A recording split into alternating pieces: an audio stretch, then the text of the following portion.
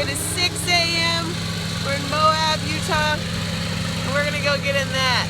So we got to the pad and we watched them fill up the balloon, which they do with big fans and guys pulling on ropes trying to get it bigger, and sometimes they turn the fire on to heat up the air, and it takes a really long time. It's ridiculously huge. You tell how big this thing is?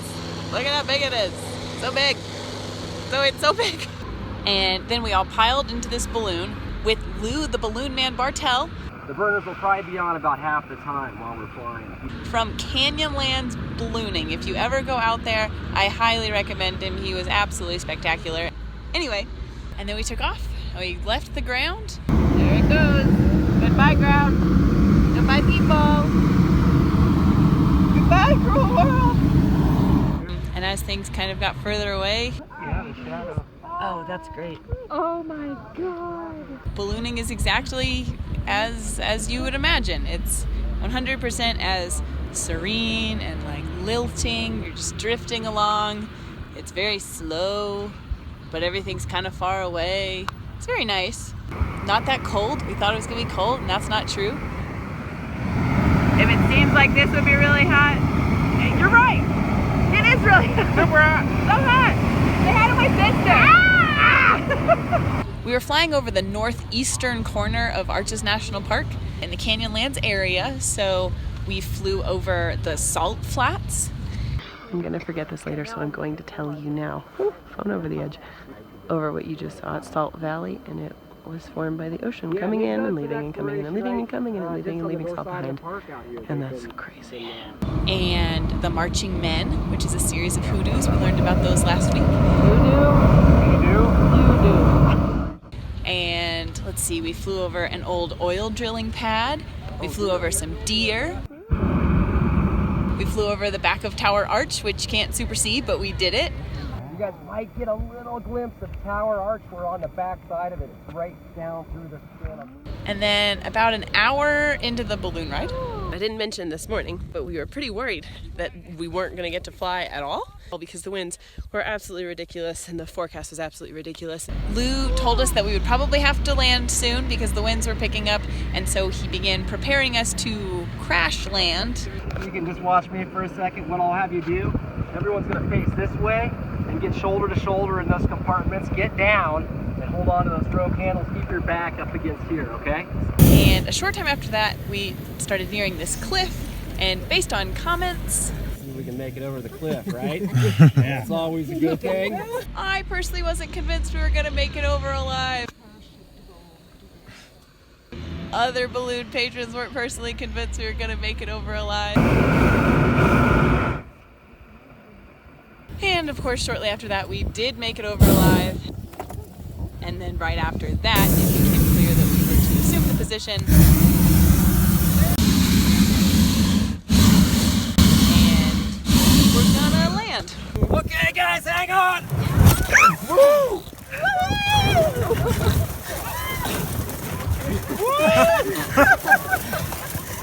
Whoa, we did it! Oh my God, that was so good! It's the ground. Here we go. You guys all good? Yeah. Oh yeah. And we experienced a glorious crash landing. Hang on with me for a second longer. There we go. There we go. Hello. The dream. It's the dream. That was pretty exciting. That was like almost the most exciting part. Holy moly. Amazing. Wow. Besides the part where you're in the air just with air. That was a quick trip of arches. Holy moly. Nice work, man. We can all get out now. So, because the winds picked up, we had to kind of crash emergency land. I don't know how emergency it was, but we did land before the scheduled landing time. Here we are, in the middle of nowhere. We are hiking to find the guys in the chase truck. We're gonna see if the truck can come get us. Say hi. Hi. Because the chase truck is not here yet. And we're kind of out in the middle of nowhere. The casualties. That's a strong word, but The skid. There's more casualties. we're gonna see if we can find a road. There's the balloon. There's everybody. I'm not looking at you because I'm looking for cacti to not step on. Look, cactus. Scary cactus. And here we are, look! Trekking! There they are.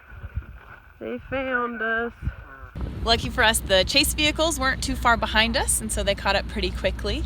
And we waited out their balloon retrieval. Hey, what's that? It's champagne. Cool. Celebrate our Survival? defying gravity. With ceremonial balloon-related champagne and a champagne-related history lesson. Back in 1783, there were two French brothers. And all in all, it was perfect and incredible. And thank you to Mr. Sterling for taking us.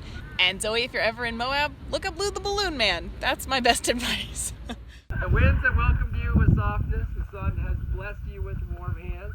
You have flown so high and so far. May the gods join you in your laughter and set you gently back in the loving arms of Mother Earth. Cheers. All right, talk to you this weekend, fam.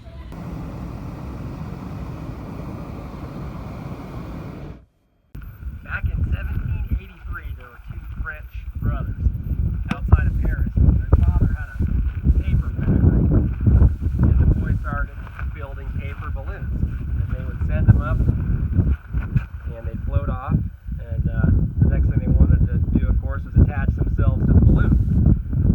And they weren't sure if the air was too hot or cold or poisonous gases aloft. So they built a basket, and they put a duck and a goose and a sheep inside the maiden voyage. And all three of them came back. They all survived. And then they went to the king. It was Louis the 16th, I guess, and presented him with the concept. And they had 400,000 people assemble in Paris in that same year. And so they flew the balloon out of town for about 5 miles. And that was man's first flight, so like 120 years before the Wright brothers. And after that, it became kind of a gentleman's sport, you could say, throughout Europe. And the farmers, they weren't sure what these things were. They didn't know if they were aliens or what. And so they'd come out with pitchforks and try to kill these balloonists in their pastures. And they invented the carbonation process right around that same time. So the balloonists started carrying champagne. They're like, wait, stop, don't kill us. We have wine with bubbles in it. So that's where this came from. Dang.